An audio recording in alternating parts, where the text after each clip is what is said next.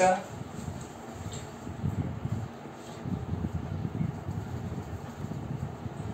मी प्राध्यापक निलेश लोंढे आणि तुमचं BA थर्ड इयरच्या वर्गामध्ये मी स्वागत करतो. परिस्थिती कशी आली आहे पहा.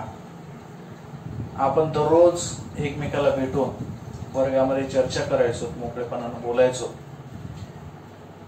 पण आता ही मर्यादा आलेली आहे आणि या मर्यादेमुळे आपल्याला प्राप्त परिस्थितीला जुळवून घेऊन हे शिक्षण पूर्ण करणं आवश्यक आहे. आपण एकमेकांच्या सोबत नाही आहेत, त्याच्यामुळे अनेक चर्चा राहून जातात, अनेक गोष्टी, अनेक विषयांतर हे देखील राहून जातात. परंतु त्याची भरपाई आपण नंतर व्हॉट्सअप किंवा जे ग्रुप वर जे आपले लाईव्ह सेशन होणार आहेत भविष्यामध्ये, जर हे राहिलं नाही तर आपण त्याच्यामध्ये पूर्ण करणार आहोत.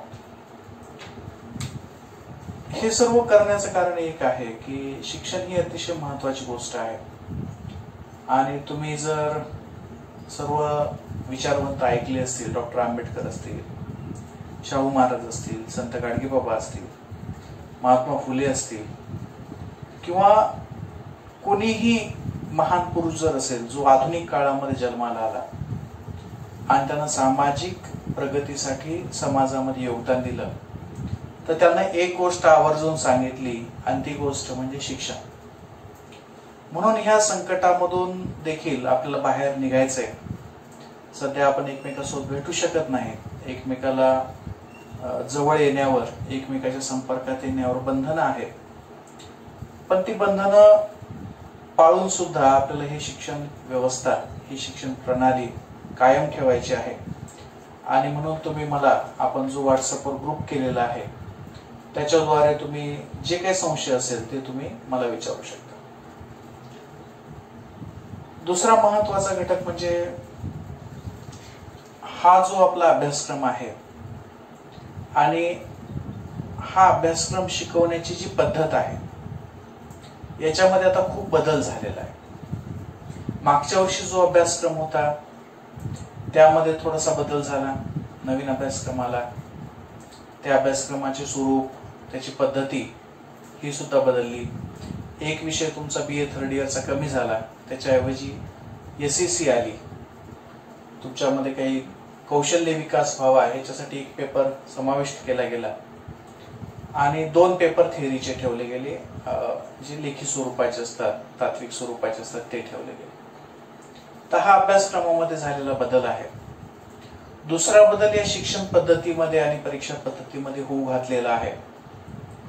हा बदल किती काळापर्यंत राहील हे आपल्याला माहित नाही, परंतु जोपर्यंत हा बदल आहे तोपर्यंत आपल्याला या बदलाला अनुकूल अशा पद्धतीने सगळ्या पद्धती विकसित करायच्या.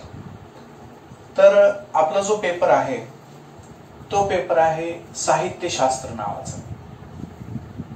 तुम्हाला मी अभ्यासक्रम पाठवलेला आहे, त्याच्यामध्ये तुम्ही साहित्यशास्त्र हा पेपरचा, त्याच्यामध्ये कोणकोणते प्रकरण आहेत हे सुद्धा तुम्ही पाहिलात, आपण त्याच्यावर चर्चा केलेली आहे.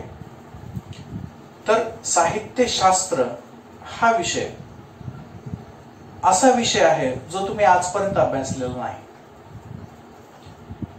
साहित्यशास्त्र हा जो व्यक्ती साहित्यामध्ये प्रारंभीची सर्व माहिती गोळा करतो, साहित्य क्षेत्रातले सगळे प्रवाह ज्याला परिचित असतात, वेगवेगळे साहित्यिक पद्धती, अभिव्यक्तीच्या पद्धती ज्याच्याकडे ज्याला ज्ञान असतात, त्याच्यासाठी साहित्यशास्त्र हा एक विषय आहे. जर तुम्ही पहिली दुसरीच्या विद्यार्थ्याला जसं आपण डायरेक्ट सरळ निबंध लिहायला सांगत नाही, तशाच पद्धतीनं साहित्यशास्त्र हा विषय सुद्धा BA फर्स्ट इयरला किंवा 11वी-12वीला नसतो. तुम्ही जर थोडंसं लक्ष दिलं, थोडंसं आठवलं, तर तुमच्या लक्षात येईल की तुम्ही प्रथम वर्षाला जेव्हा होतात तेव्हा तुम्ही कविता अभ्यासल्यात, धडे अभ्यासलेत, गद्य आणि पद्य हे 2 विभाग तुम्ही शिकलात. जेव्हा तुम्ही द्वितीय वर्षाला तेव्हा कादंबरी, नाटक, वेगवेगळे प्रकार गद्यात्मक लेखनाचे, आत्मचरित्र, चरित्र, ललित साहित्य याचा अभ्यास केला. आणि आता जेव्हा हे सर्व प्रवाह तुमच्या परिचयाचे झालेले आहेत, तुम्हाला माहित आहे की नाटक काय असतं, तुम्हाला माहित आहे की साहित्यातले वेगवेगळे प्रवाह कोणकोणते आहेत, दलित प्रवाह कोणता आहे, ग्रामीण प्रवाह कोणता आहे, आदिवासी प्रवाह कोणता आहे, त्यांच्या कवितेचं साहित्याचं स्वरूप काय आहे, त्यांचे वैशिष्ट्य काय आहे. जेव्हा हे सगळं माहिती होतं तुम्हाला, त्याच्यानंतर तुम्हाला साहित्यशास्त्राचा हा पेपर आहे. साहित्यशास्त्र म्हणजे एका प्रकारे त्या साहित्याचं मूल्यमापन करणं, त्या साहित्याचं विश्लेषण करणं. एखादा डॉक्टर जसा असतो, तर डॉक्टर काय करतो, तर एखाद्या व्यक्तीला जर काही बिमारी झाली तर तो त्याची चिकित्सा करतो.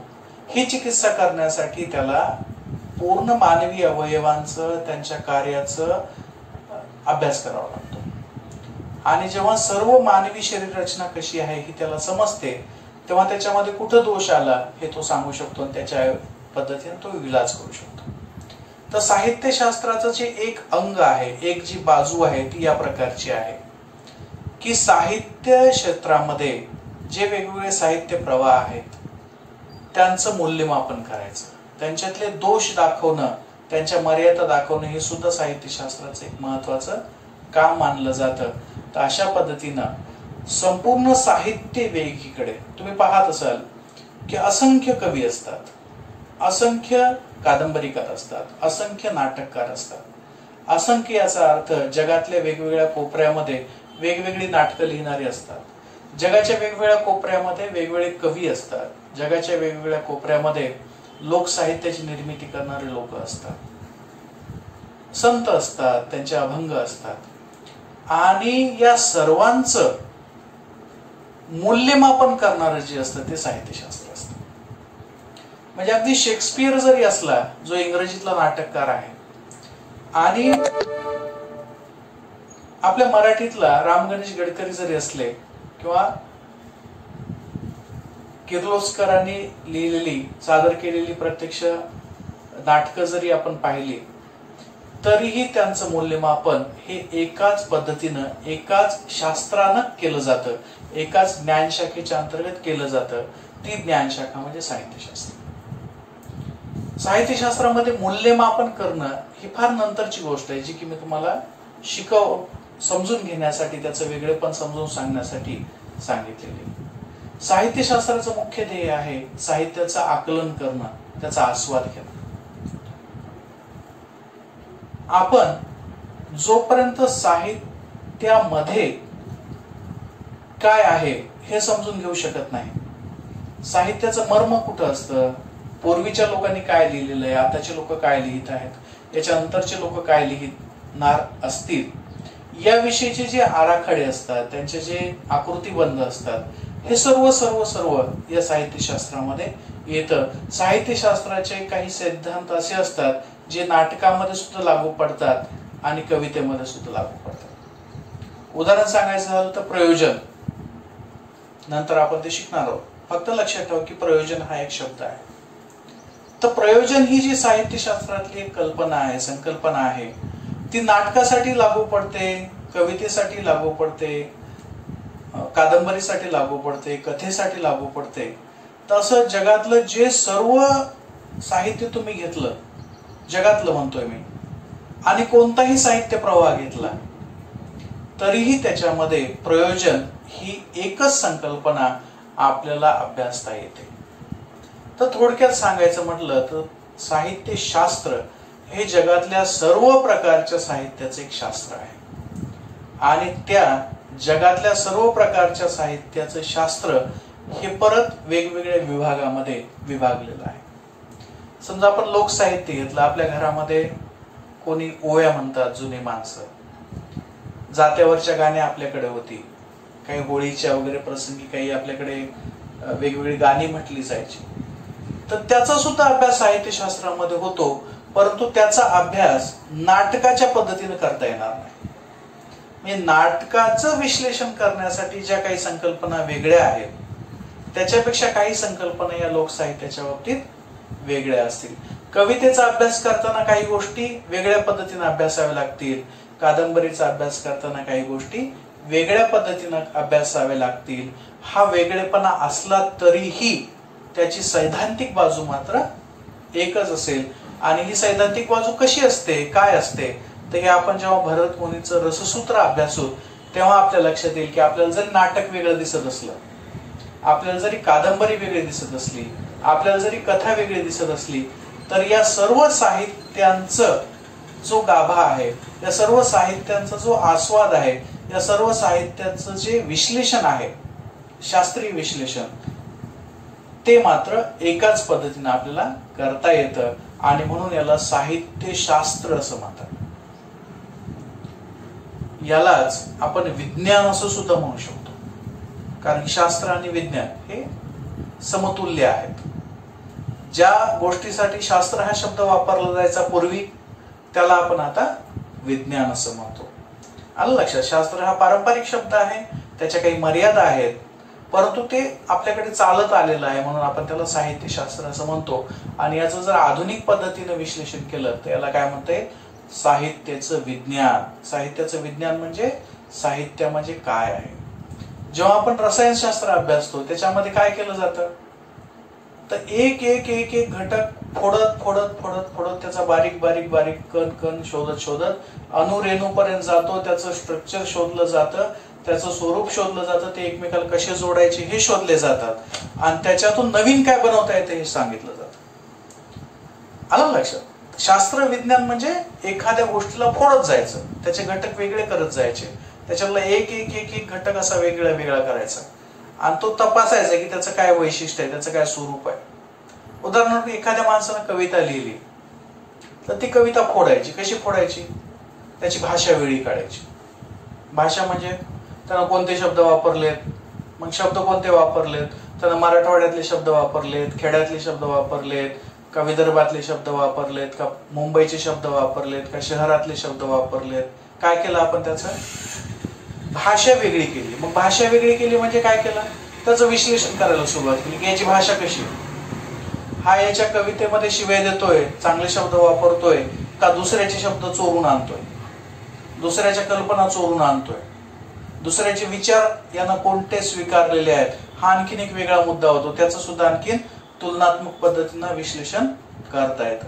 तसं एक एक घटक पाहायचा, तपासायचा आणि मग त्याच्या पद्धतीने त्याचा अभ्यास करायचा. हा सर्व मोठा आणि व्यापक असा घटक या साहित्यशास्त्र या संकल्पनेअंतर्गत येतो. आणि ज्याला साहित्याचं शास्त्र समजलं, ज्याला साहित्याचं शास्त्र समजलं, तो एकाच वेळेस असंख्य कवींच्या कविता, असंख्य लेखकांचे कथा, असंख्य नाटककारांची नाटकं तपासू शकतो. जुनी नाटकं तपासू शकतो, नवीन नाटकं तपासू शकतो, भविष्यात येणाऱ्या नाटकाचा सुद्धा तो अंदाज लावू शकतो की याच्या पुढच्या काळामध्ये कशा पद्धतीनं साहित्य प्रवाह विकसित होणार आहेत आणि समाजामधल्या घडामोडी कशा साहित्यावर प्रभाव पाडतात हे सुद्धा तो समजून घेऊ शकतो. एवढं सगळं अगदी व्यापक स्वरूपाचं समीक्षा किंवा साहित्यशास्त्र हा विषय तुम्हाला नाहीये. एवढं मोठं तुम्हाला पाहायचं नाहीये, कारण की साहित्यशास्त्रातले एक घटक समीक्षा सुद्धा आहे. तो तुम्हाला अपेक्षित नाही. तुम्हाला फक्त काय करायचंय, तर साहित्याचा जो मूलभूत गाभा आहे, सर्व प्रकारच्या साहित्याचं, जगातल्या सर्व प्रकारच्या साहित्यामध्ये जे मूलभूत असतं त्याचं विश्लेषण कसं करायचं आणि जुन्या लोकांनी त्याचं विश्लेषण कसं केलेलं आहे याविषयीच्या काही प्रारंभिक स्वरूपाच्या गोष्टी तुम्हाला या अभ्यासक्रमामध्ये आहेत.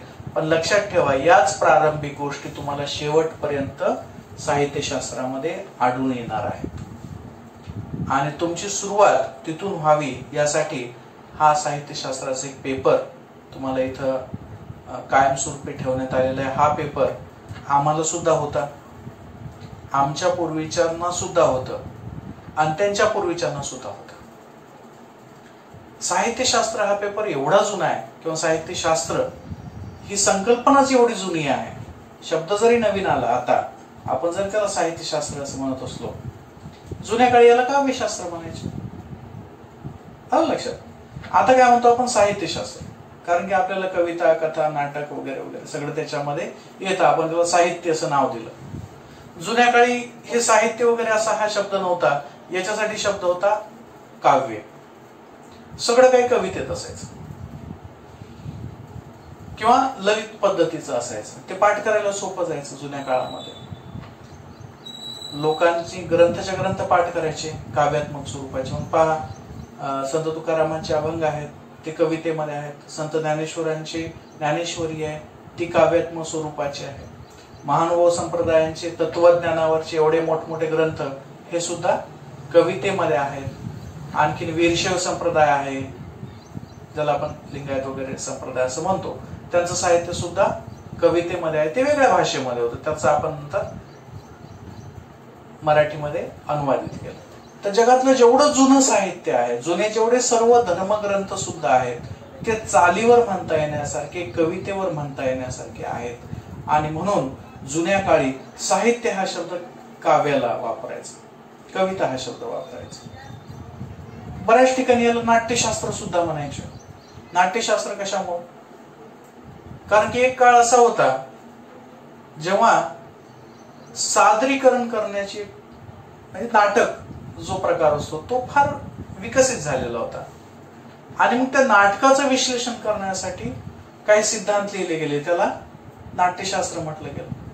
म्हणजे जसजसा प्रकार बदलला, जसजसं समाजामध्ये साहित्याचं स्वरूप बदललं, जसं साहित्यातला एखादा प्रवाह ठळक झाला, त्या पद्धतीने त्याचे नाव बदलत गेले. कोणी त्याला काव्यशास्त्र म्हणलं, कोणी त्याला नाट्यशास्त्र म्हणलं. आज आपण त्याला साहित्यशास्त्र असं म्हणतो. भविष्यामध्ये कदाचित त्याचं नाव बदलेल, पण त्याचा जो मुख्य गाभा आहे तो गाभा मात्र कायम आहे. तो गाभा कोणता आहे? तर तो गाभा आहे साहित्याचं विश्लेषण करणं. साहित्यामध्ये काय असतं, कथेमध्ये, कवितेमध्ये, नाटकामध्ये असं कोणती गोष्ट असते की जी आपण शिकायला पाहिजे बाकीच्या पेक्षा वेगळी. म्हणजे सामान्य एखादा माणूस आले, एखादी खेड्यातल्या बाया बसल्या 10 आणि एखादा चांगला कवी कविता म्हणायला लागला, काय होतं?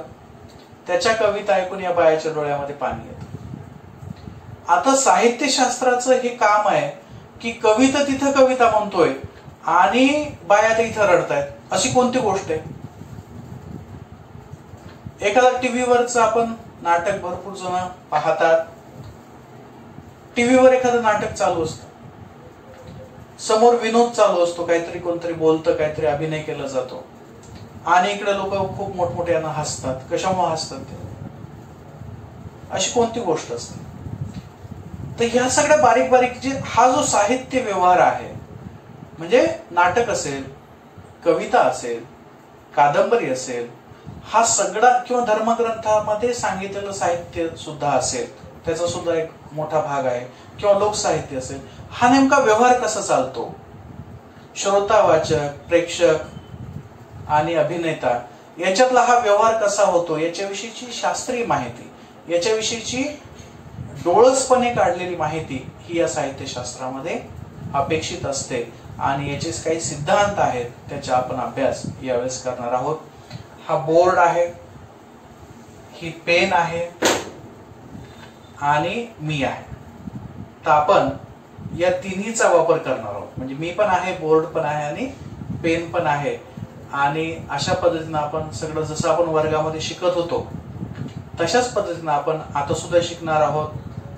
फक्त याच्यामध्ये गोष्ट असे असेल की मला कॅमेऱ्याच्या समोर उभं राहून बोलायचे आणि मला असं गृहीत धरायचं की माझ्या समोर विद्यार्थी आहे, आणि तुम्हाला सुद्धा, तुम्ही तुमच्या मोबाईलच्या समोर स्क्रीनवर ऐकत असाल आणि तुम्हाला असं समजायचं की सर आपल्याला शिकवत आहेत. तर असं थोडंसं आपण, आजची काळाची गरज आहे ती, आणि ती काळाची गरज लक्षात ठेवून आपण या पद्धतीने शिकू.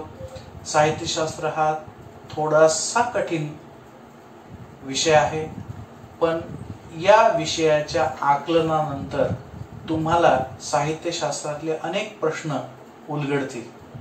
तुम्ही साहित्यशास्त्रातले तज्ज्ञ व्हाल. डॉक्टर जसा होतो ना एखादा अधिकारी माणूस, आणि घरामध्ये तुम्ही लहान मुलं असतात आणि काही दिवसानंतर घरातले सगळे व्यवहार तुमच्या हातात येतात, तशा पद्धतीनं हा विषय शिकल्याच्या नंतर अशी शक्यता आहे की साहित्य व्यवहार हा तुमच्या हातात येईल. साहित्य व्यवहार काय असतो हे तुम्हाला समजेल, आणि साहित्यातली काही अनेक गोष्टी ज्या सामान्य प्रेक्षकांना समजत नाहीत, सामान्य लोकांना समजत नाहीत, त्या तुम्हाला समजतील. अर्थ द्यायसाठी तुम्हाला अभ्यास करावा लागेल, वाचन करावं लागेल, अभ्यासक्रमाच्या बाहेरच्या काही गोष्टी वाचाव्या लागतील, त्या कोणत्या वाचायच्यात, कशा वाचायच्यात ते मी तुम्हाला सांगेल. आता आपल्याकडे PDF स्वरूपात भरपूर पुस्तकं आहेत, तर त्याचा सुद्धा आपण वापर करू. तर आज आपला हा पहिला तास होता. थोडंसं लाईटची वगैरे अडचण आहे, थोडासा काळपटपणा चेहरा सुद्धा येत असेल तर तेवढं आपण सहन करू. आवाज थोडासा कमी जास्त होईल माझा, तो सुद्धा आपण पाहूयात आणि पुढच्या व्हिडिओमध्ये आणखीन थोड्याशा सुधारणा करू. तुम्ही मला जर काही अडचण आली तर मला लगेच आपला WhatsApp ग्रुप आहे, त्याच्यावर आपण चर्चा करू शकतो कोणती समस्या असेल तर. आणि ही समस्या सुटली नाही तर व्हिडिओ कॉल करा किंवा मला तुम्ही फोन करा. या पद्धतीने आपण आपल्या पद्धतीनं हे हळूहळू सुरू करूयात. तर आज आपला हा पहिला तास आणि या नवीन शैक्षणिक वर्षामध्ये, या नवीन शिक्षणाच्या पद्धतीमध्ये आपण आता प्रवेश केलेला आहे. आता आपल्याला मागे हटता येणार नाही, या पद्धतीने आपल्याला करायचं आहे. मोबाईल डाटाची जी काही अडचण असेल ती थोडीशी तुम्हाला ती सोसावी लागेल. तुम्हाला तो पॅक जे असतं तुमचं जिओचं किंवा आयडियाचं जे इंटरनेटचं पॅक असेल ते तुम्हाला घ्यावं लागेल. YouTube चालेल अशा पद्धतीचा मोबाईल सुद्धा घ्यावा लागेल आणि त्याच्यावरून आपलं हे काम होईल. तर आज आपण ही सुरुवात केली. तुम्ही मला संपर्क करा. धन्यवाद. नमस्कार.